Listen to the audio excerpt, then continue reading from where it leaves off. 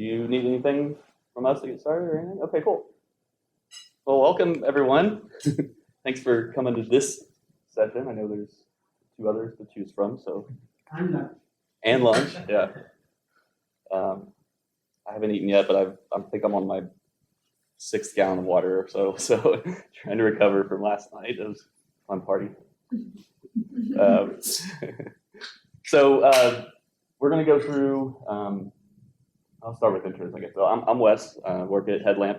I'm a front-end developer intern at Superset. And I do lead our design efforts at Headlamp. We don't have any other designers at the moment, so it's just me. And we're both going to talk about kind of the interactions and struggles that can occur between UX designers and typically front-end developers. And we use developer and engineer kind of interchangeably throughout this. And so a little bit of background just from both of us real quick. So I actually went to college for systems analysis and computer science, and then was a full stack dev for 12 years. And then the last 7 years I've spent in UX and design. Kind of made that transition, and essentially why that happened was there wasn't really any UX when I was a developer, that people weren't doing that. And we had graphic designers, and they would give us, assets like an icon or an image. But the developers really were responsible for building the solutions. And I really, really cared that the software I was developing made people's jobs easier.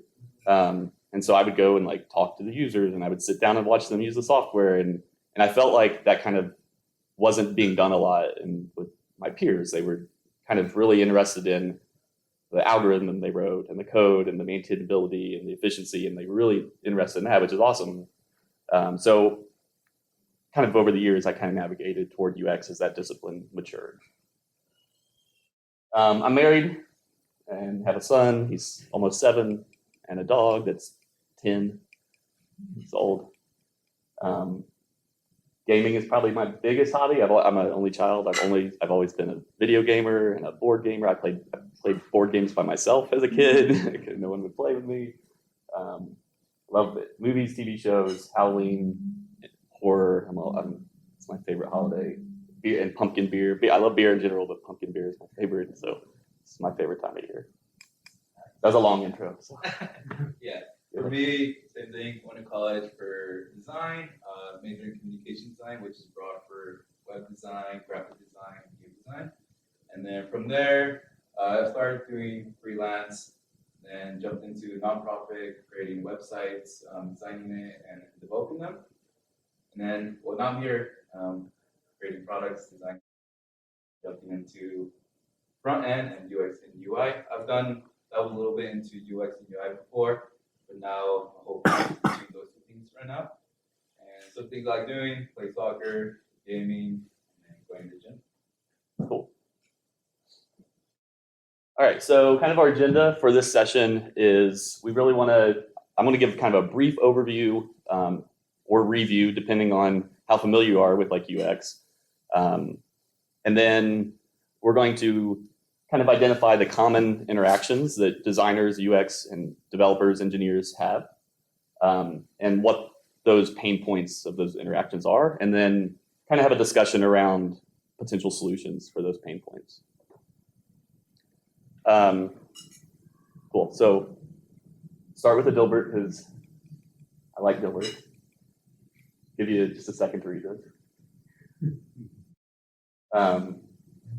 And so sometimes when you build technology products, this is how it feels, right? Ease of use and design and UX sometimes is an afterthought. And at the same time, from the developer engineer perspective, they may not understand why all the decisions were made that led to the design they're being asked to build. Right, so they just sometimes are just given this list of requirements, and then instead of being involved kind of in those decisions, they're saying, oh well, yeah, just make it easy to use, or we understand that's important. We'll do that too, right? So just wanted to start with that and kind of acknowledge that happens, and then we'll kind of talk about, again, like some solutions that make sure that this isn't the case. So it's kind of starting with the terms, right? You see these terms all the time, right? UX, UI, you see them used interchangeably. You see UX/UI, and you see them in isolation as well. And honestly, everyone has different definitions for these terms and kind of experiences. But I kind of wanted to level set, at least for this session, like what we mean by these terms, and then that'll help us when we're talking about the pain points later. So in terms of what we actually mean when we say user experience, like this is my favorite definition. There's lots of definitions, but Nielsen Norman Group, that establishes a lot of the UX best practices, defines it as encompassing all aspects of an end user's interaction with a company, its services and products. So why I think that's really important is it's not just about digital or software, right? It's your IVR phone system, right? And it's paper forms that you have to fill out. It's the response time that you get when you have a question or contact the company. It's the company's policies, their pricing, like all of that, right, still can be part of UX. And there's not many companies that really structure it that way. A lot of times it's just part of the technology group and part of digital solutions that they're building. But I really like to think of it more broadly. And I think a lot of the companies that think of it that same way really differentiate from others that don't. Can we ask questions? Yes, please. I don't want this to be engaging. Okay. Yeah. So it's interesting. So how should UX's relationship be with marketing? Marketing? Yeah. So I think whether it's, I don't know about org structure wise, but I think they need to have, a very close relationship in terms of a commonality of what they're putting out there and how it impacts the customers. And I know, we've worked in isolation before where marketing does things on the website, they send emails, and there's no visibility to that really in product. And I don't think that's not good, right? That's not thinking about a customer's entire experience with that company. So I think, you could structure it where marketing is actually a part of a broad design and UX team. But I don't think that's absolutely necessary. But I think there should be at least overlap and insight into, what is the user's journey? When are we contacting them? How are we contacting them? What is the language we're using? And understand that whole experience that the customer has with the company itself, not just with the technology product.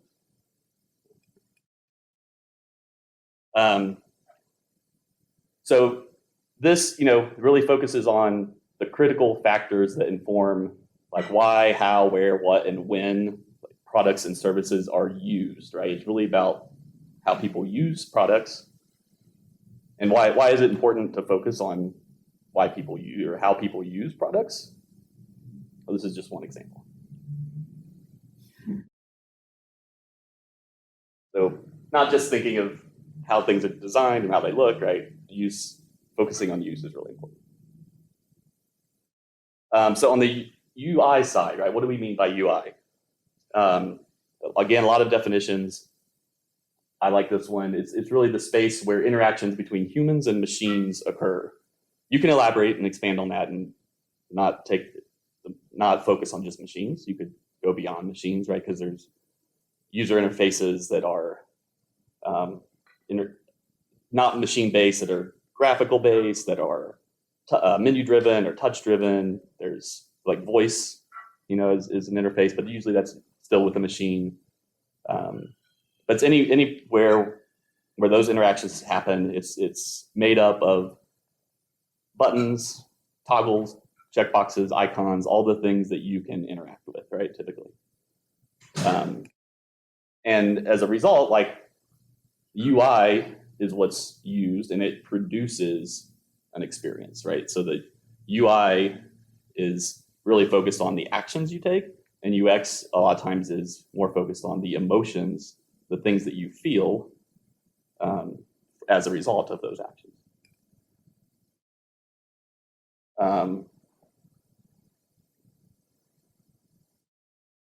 User interface is like a joke, right? If you have to explain it, it's probably not that good. We've probably all used software and programs that had a manual, right? And because they're not intuitive, you can't figure out where to do something. The last company had payroll or like a time off and system where you would submit request time off, and you also would check your pay stub and things like that. And nothing was where you would expect it to be. And they had documents, when you asked HR or something, they would send you a document, a 5-page PDF with screenshots, like telling you where to click and navigate. So we want to try to avoid that as much as we can. Another way to kind of just think about all UX and UI and all the things that go into it. On the UX side, it involves interactive design, wireframes and prototyping, information architecture, user research, scenarios, and more. And on the UI side, that's where you're involving more visual design, graphical elements, graphic designs there, colors, brand, layouts, typography. In terms of the relationship, they're not completely independent, right? They're not isolated and completely different things, not even kind of close, kind of overlap, but ideally, like kind of, as I said earlier about the actions, right? The UI, you can't have that without having an experience, right? It's a part of it, and it informs everything about the experience, the things that you're interacting with. Another perspective, this is a neat illustration that's not quite accurate, because this mobile here is just really an interface that is providing a UX to two different users, right? So yes, you can say this is UX because this is in consideration of the user's perspective, right? Which is really important. That's what we talk about a lot in UX.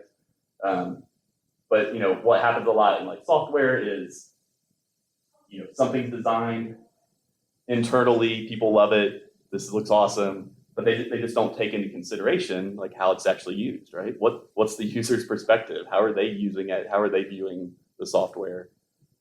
I think it's a good illustration of that. All right, almost done here, kind of on this overview. So talking about UI and UX, and then those things are part of our design process and what UX teams and people do when developing software or whatever type of solution. And so there's different diagrams of this and different patterns, but this is a pretty common one that's used and kind of illustrates the process that a lot of UX designers go through. Really starts with understanding, right? We don't typically just jump into screens.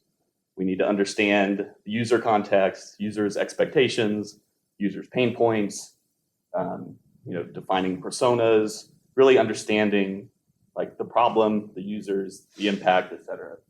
And that's part of defining that as well.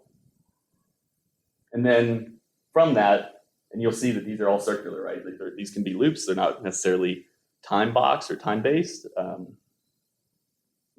It's really up to like the team to feel like where they're comfortable and to move to the next stage.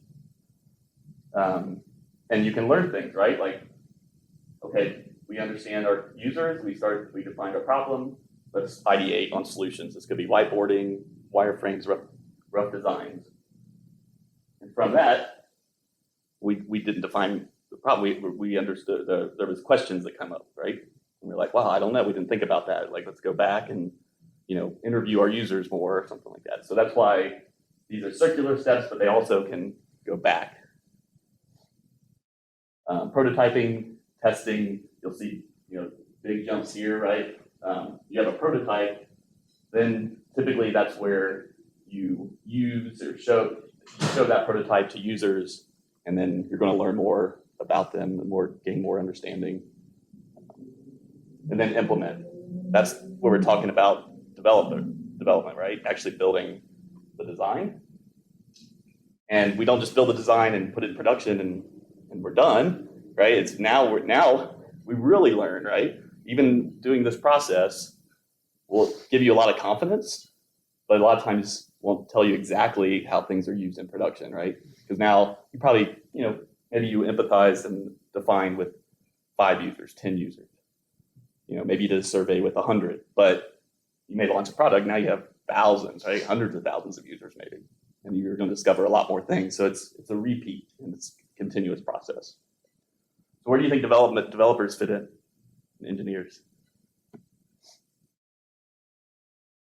What?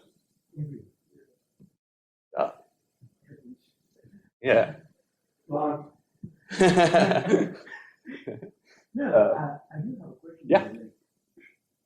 Given the context that we all, a lot of us are early, the resources are scarce and velocity is important. Yeah. Wait, say that again? How do you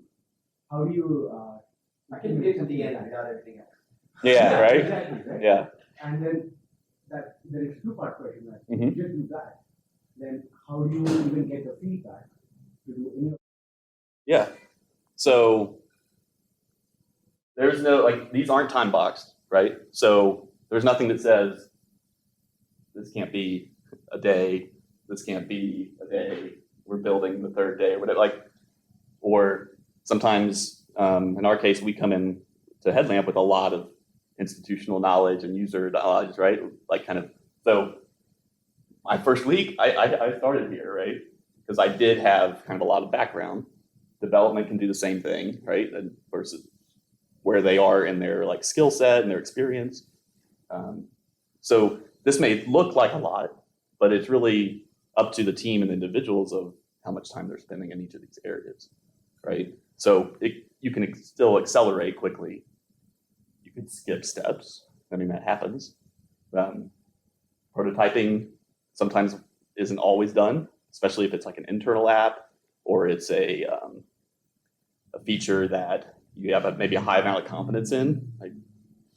You could say changing a password. Okay, we can probably build a change password screen without having a prototype. And we probably don't need to do usability testing on it, right? Something very common, small in scope, things like that. What was the second part? Remind me. How do you measure that? Oh, measure, yeah. So once you launch, so this is in one of the pain points, but there's a lot of ways you can measure. I mean, you can measure a lot of things through Google Analytics. You still should do user research through interviews. Andrew doesn't like this, but feedback buttons, right? On the website. How was your experience? So if you're taking them through a workflow, right? How you can rate it, give a comment. So there's a lot of ways to still monitor your customers and get their perception of the application. All right, cool. I think I'm done for that intro. That was just kind of the first part of the agenda. We're just giving the kind of a background of UX a little bit.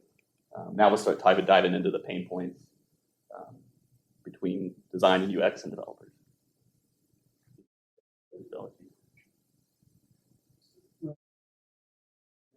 When building a brand new startup, or let's say startup, how important is it to talk about? Because I've seen different flavors across the where, right, maybe when a startup starts with purely engineers, and they start kind of building it, and it's a very technical thing. Yeah. And then the UX team comes in, or Yeah. okay, let's Yeah. make this super technical thing very easy for a user to use. Right. And the opposite, where I guess in your situation, right, not the engineers aren't present yet, but now hopefully you'll bring them in. Yep. Is there a right kind of balance of how to do it, or Yeah. how to do it, just create, build, and get feedback and stuff? Yeah. I don't think there's a right way per se.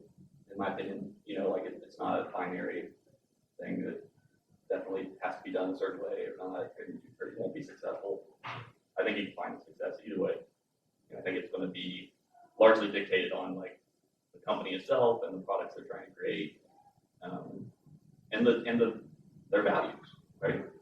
mean, the CEO, the executive, the first hires, what do they value? They value ease of use. Like not everyone values that as high as others, right? They might value speed or volume or scale or things like that, more than ease of use and customer satisfaction. Not that they wouldn't value it at all, but it might not be like number one. For others, it might be.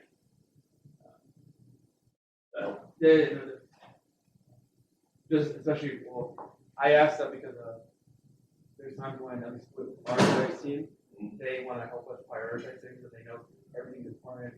And sometimes they're trying to strike a balance between UX, UI excellence, and how we fix it now. Yeah. And they always lean on trying to do it the best UI and UX, and we are always pushing on like, well, what can we do in a week? What can we do in a day?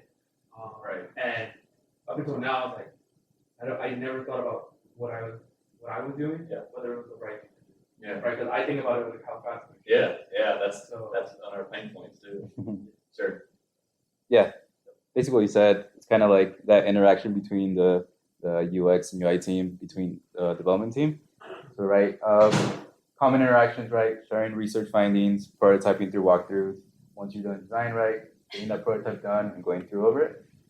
Requirements, clarification. So there's any type of requirements that we've seen in the design. If I have any questions, we'll have a documentation based on what they need clarified on. As well as I like the UX there. I have a question, and maybe you have an opinion, maybe not. Where does product fit in this?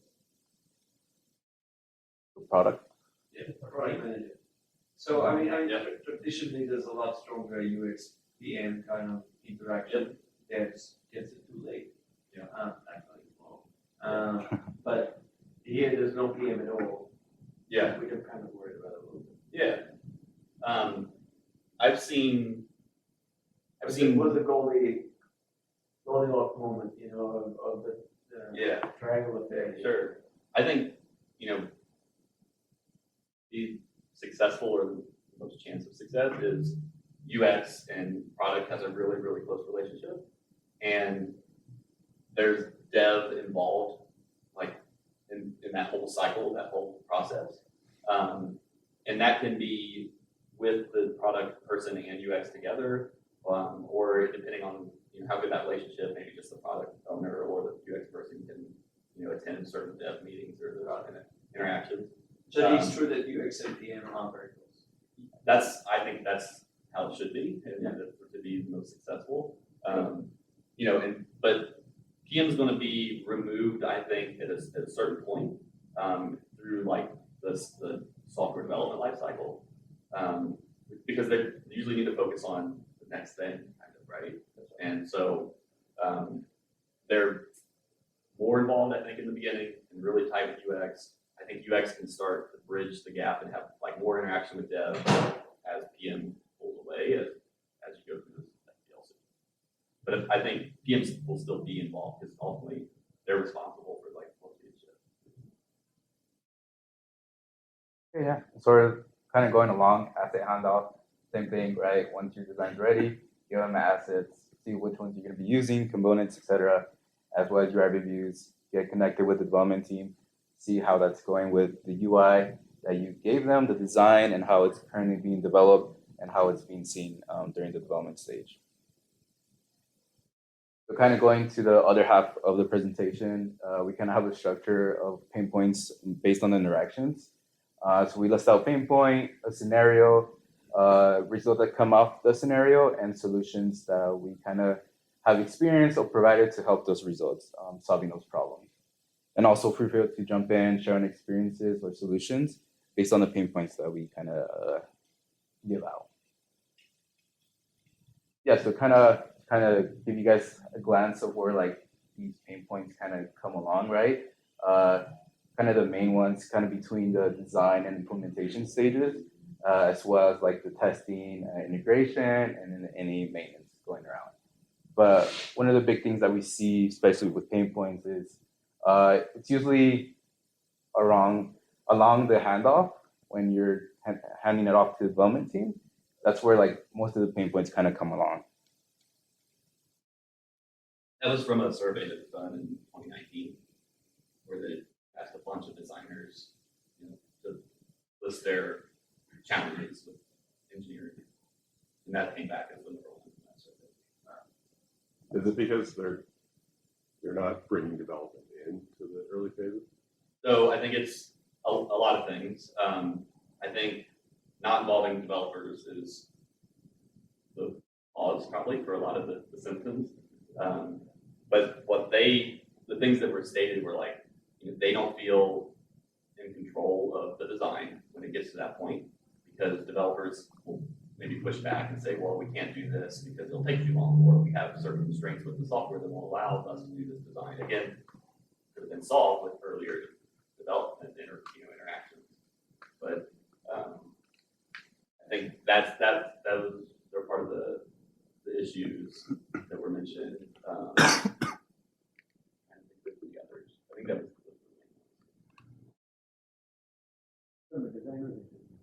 what's that? All the pain points are where the collaboration occurs. Yeah. Yeah, it's just more like in the SDLC of like it's not just this location. Like this was the number one that was listed, and you would think it would just occur here, but it affects these other areas as well, right? So I was just trying to illustrate that it's not just one particular point. Yeah, it kind of has downstream effects. If not, we could just pick the big one, big red, Yeah. on the whole thing. But I feel like these are like where most of the pain points kind of come along. Yeah, sort of getting into pain points. First one, right, kind of not involving your developers early in the process. I feel like this kind of has been fixed, right? You kind of get your developers early in the process. I mean, it's still kind of heard of, especially like, especially getting companies started. There's always that case where there's developers not coming into the early in the process, right? So the scenario that we have here is like there's a new UI feature design from start to finish, and engineers don't see the design until the prototype is finalized, right? Once everything is finalized, you show it to your engineers, and then they're like, how come you didn't get me into the early in the process? There's cases where it'd be like, oh, everything's good, let's do it. But there'd be times where, there's certain features where it won't be feasible to kind of implement and do. So it's always good to get them in the early process and just, kind of get that connection between the communication, see like, especially for developers, like they have the experience, they know what they're building, what can be built. So they can give the idea to the designers, we can build this, we've done it before. So once the designers kind of have that idea of, getting the developers early in the process, their whole design process would be a lot more smoother and being able to create effective features and just make their demands more feasible. And the results based on that scenario, right? Basically, if they're not involved, they just feel like engineers don't have that ownership in the solution. Like Wes mentioned, right? They just won't have that ownership and just feel like they're out of the loop of the whole process. As well as creates a divisive culture and all the results, right? There will be times where you have to go back to the drawing board, start redesigning because you didn't get them early in the process. So they're saying like, this is not gonna work. Go back to the drawing board, try to do it another way. And, there could be feature cuts, and based on those results, creates delays. So project keeps on getting pushed back more and more and more. So solutions, right? Just get them into the early in the process. As Wes was talking in the design process, basically early in the stage, the empathize, define, ideate stages, get them on, bring them in, start communicating with them, just brainstorm ideas where that could work. And that way designers will have much more easier process getting that insights from the developers.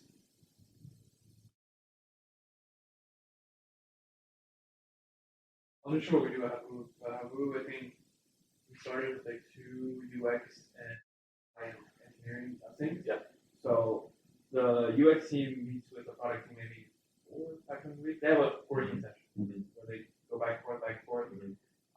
But in order to obviously balance out the engineering time 2 or 3 where it's, an engineer can come in and sit and just line the wall. Yeah. It A, helps them get ownership and say, okay, building a company and helping with a product. But B, when that feature is delivered to them, they have an idea like, oh, I understand why we're doing this, who we're doing it for, and how it should be done. Yeah. Instead of I just got a ticket, it may or may not have a description. It may have some mocks or something that we're trying to do, and I don't know why I'm doing it. And they can obviously code it and blah blah blah, but the ownership that they feel and saying I really want to make this happen is there. So that's kind of what we do, and we also make it optional because we always what kind of value we have to build it. But that's kind of what we do. I don't know. So the working session is you're doing your own work, we are doing your own work. No, so the working session is the UX team presents like the new product, new feature, talked about this is what we want it to do, what it'll look like. Then what I've asked all the engineers to do is, if there's something that you like a red flag, bring it up. Say, hey, there's this thing. Technically, I don't know if we can do this, but we can do, 1/3 of it. We design it in a way where we can, right? And then the feedback is there. So then for the UX team, like, oh, that's great. Didn't know that. Had to do, we should have done that. Or hey, no, but but actually that didn't happen because the UX team designed something where it was a modal that had like 100 things, and then they wanted to open another modal on top of it that had another 100 things. And at that point we said, hey, there's gonna be a performance issue. If there's anything more than converting 2 things, that thing's gonna be huge. Why can we change it in a way to A, make the performance a little better, B, it's still gonna look good. So Yeah, that kind of goes with doing basically you guys do check-ins, do UI reviews, see what works and what doesn't, and those week or I'm pretty sure weekly meetings or something like that. You get to see like what's currently working, and you have the input from developers. See like if this is feasible to do. If not, let's do some work around it. The next pain point is not sharing or agreeing on a component library. I think here companies, we do a good job with sharing that component library, which is like MUI. So a scenario that we have here is like contracting a design team or outsourced design team. They're designing and using components not in the library. So they're just out of touch, and then they start using libraries that the development team is not using. So it just kind of creates that miscommunication between them because the design team is going to be designing components or designing the whole UI with different components that the development team is not using. So that's what the result is they're just going to be using a wrong component library and just creates like a whole conflict around that. And solutions for that is just share their component library to them. Like, this is the component library that we're using. Here's the documentation, especially for MUI, right?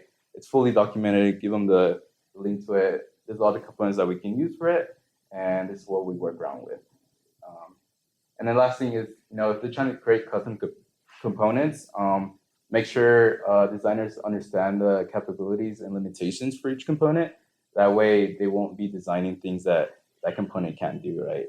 So it's always good to kind of give them the right links for what the component can do or not. So it's always good, right? You got to share and agree on a component library before you start letting the team go off and design things. Has that happened to anyone? the designers, they didn't use MUI. And I was like, yeah, I'm gonna use MUI because we're not gonna build custom components. That helps a lot actually. And even like we started doing charts, and then on Figma we put charts in there. Yeah.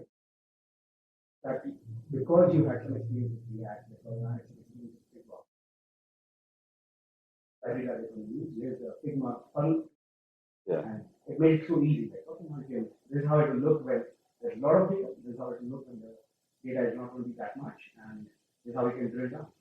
Right? Figma has integrations with the charting library, so you can see how the chart will look in Figma.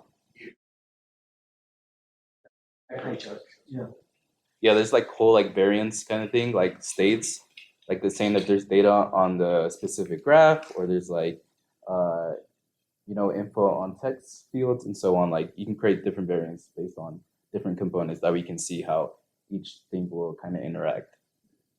Yeah. Yeah, at markup. So like one of our kind of early constraints was like we wanted branding to be really strong, and we also wanted a lot of flexibility in like what we could do. Sometimes it's like I don't really want to hear like they are designers can't do this.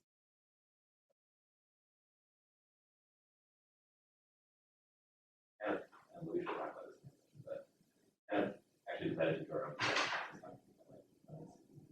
But like we have like a balancing act now between like design, UI and Figma, and then and so we've like been working towards getting those to be the same thing.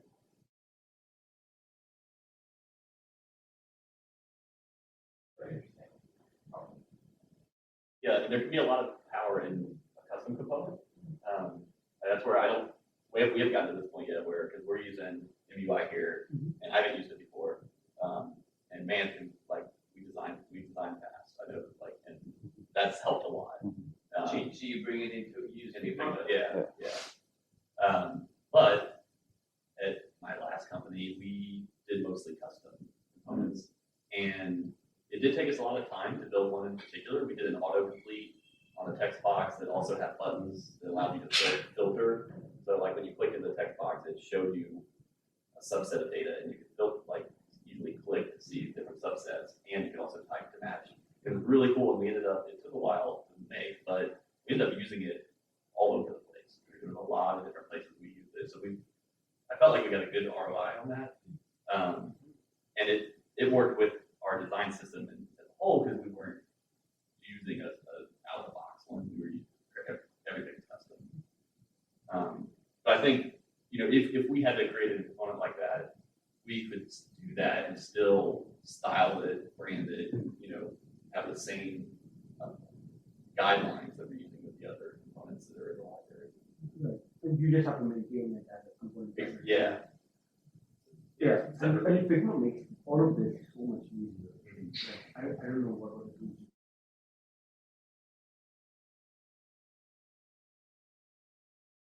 We were talking about this and we talked about it in the documentation around it, passing on that tribal knowledge as needed. Right. Yeah, I don't want to touch a lot about this because I know they have a session on design systems. So if you guys want to catch on that, that'll be good.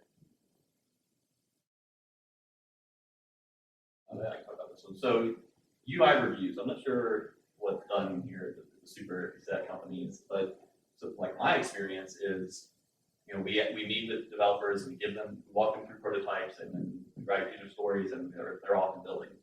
And then when they're done, they put it into some environment that our UX designers review, and they look at it and to see if it matches kind of their design, like from a functionality and interaction standpoint, and from a visual standpoint.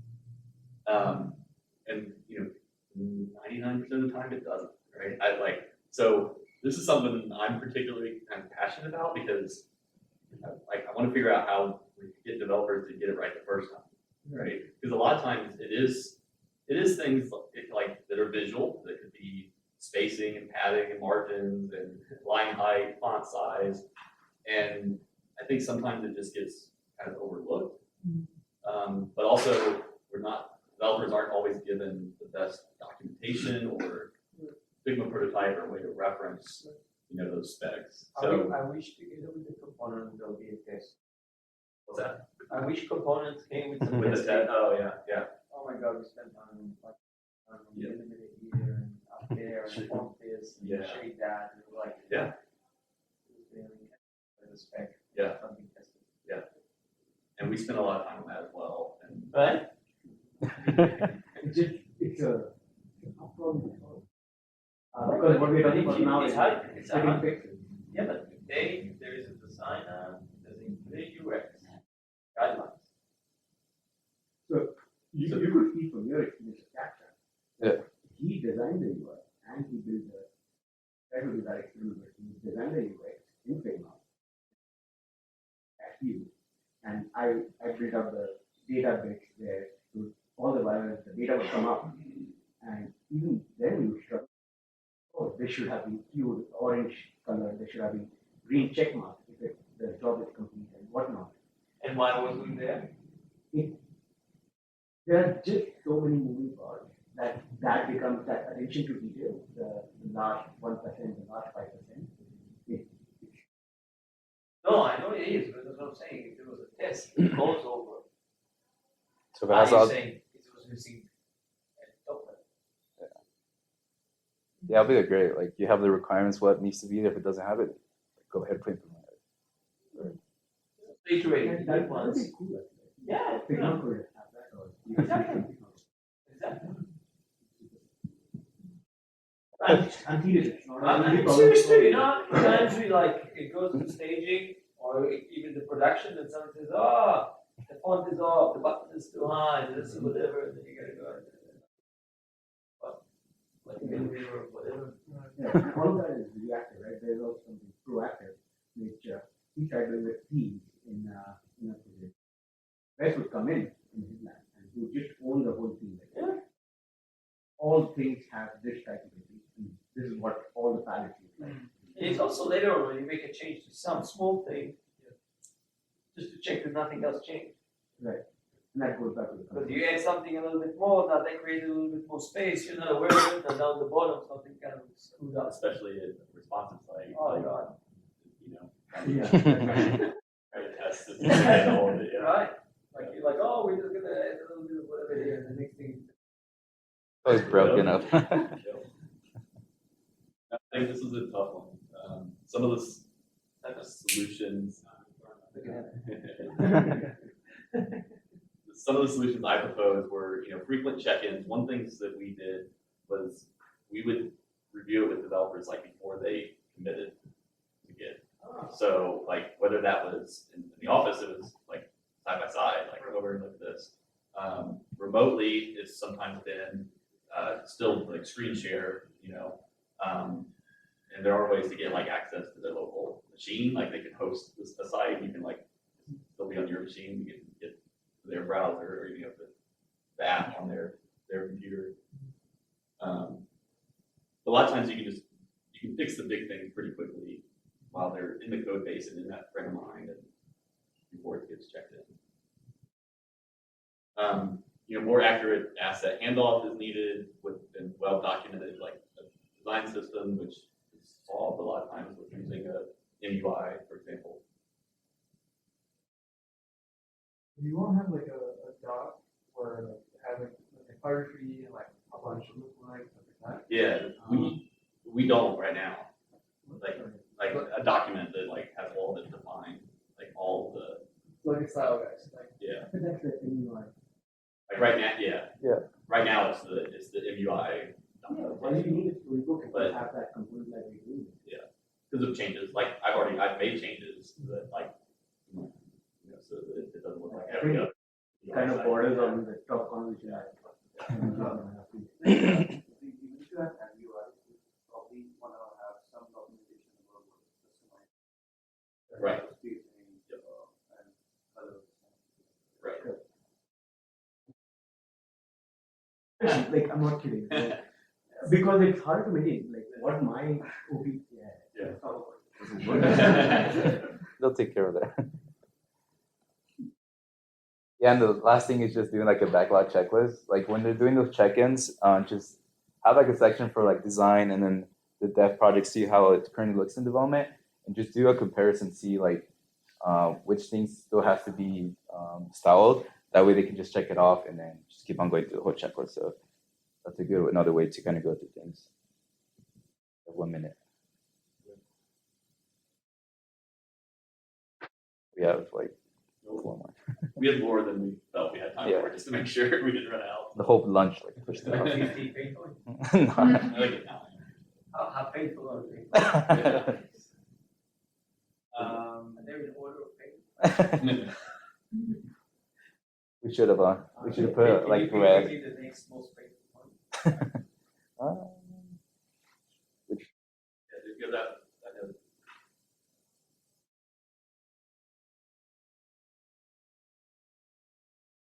that one's pretty big too. Right?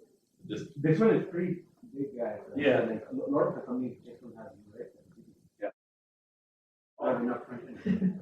The big Yeah, I mean, but I find usually by the time the UX comes in, then like everybody wants their time. Thank God you're here. Yeah. The thing with this one is like, it's the UX designers are always the minority, right? Like you're never gonna. I don't know a company that has more like UX designers than developers. What about your company? Okay, all right. Well, then we have Sagler and Arky. They were there before I started.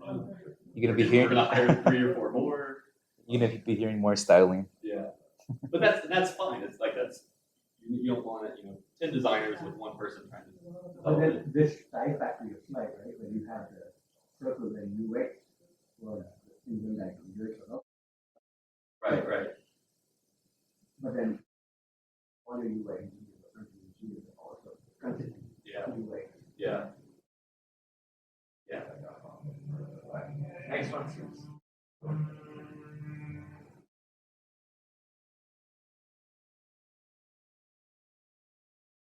This one, to me, just comes back to the handoff and more thorough designs and specs. What happens that I see a lot is during the handoff, developers raise questions about the UI in certain states. Like, well, what happens if they click this button and then do this, or what happens if they leave this blank? And a lot of times, like, I don't know, I didn't think about that. And so then they may have to go back and redesign it, or it causes delays and sometimes That's redo, where you have or to- sometimes they make up an answer on the spot and that's not the best solution. No, you need product there in the room too, I think. Yeah. Because a lot of those questions are gonna end up on product. But having like a documented, or just a guideline for what should be in that handoff. So like just the UI state, it's pretty simple. It's usually like you should have a design for the empty state, the partial state, like the full state, the error state, the success state, right? Like those are common ones with any like UI, and those should be included in the design. Do you have that experience? Yeah, back to the other one that I showed about like the rendering a lot of data. If we wouldn't have been in that thing later, then they would have done it again. It would have. Sure. And the other thing that happened as well is our product is so it's not like Instagram, right? Upload a picture, people see it. You understand. Clean room, and like clean room. What are we doing? What do you mean we're in a connected multiple places? So they're having a harder time understanding what the edge cases can be. We don't even know. Right. Yeah. But we at least kind of are empathetic with them and say, hey, this is something we work together. We are going to miss something, but at least let's try to figure out what that and have at least a good catch up. Because before the UX people, we really didn't have a really good way to catch an error. What's the next best action that our user can do? We'll make it a wall. And some of those errors aren't even ours, right? Because we're using a system like Google or Facebook that have their own errors. We can't help them. And who knows what the developers at those places have errors. Yeah. They might just say server error, you're like, so yeah. We're Over time. To be fair, we started. we did. Yeah. You have a QR code. Yeah, we have resources. Yeah.